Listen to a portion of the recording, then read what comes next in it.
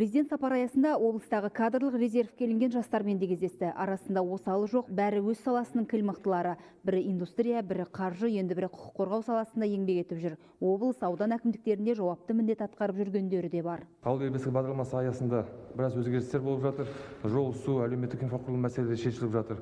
Халық өте риза. Облыс бойынша ең өзекті түйткілдер қандай екен? Өзекті мәселелердің бірі бұл ұялы байланыстың кейбір ауылдарда жоқтығы. Енді соңғы жылдың ішінде ол сұрақтар шешіліп келе жатыр. 7 ауылда болмаған еді, биыл 5 ауылда жүзеге асырдық. Ендігі жылға тағы жоспарлап отырмыз. 250 адамнан халқы жоғары ауылдарда амандық болса, ендігі жылы цифровизация министрлігінде қолдауы бар, жүзеге асырамыз.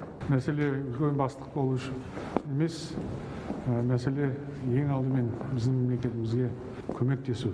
Сондықтан баршаңызға табыс тілеймін, қызметтеріңіз табысты болсын әрқашанда.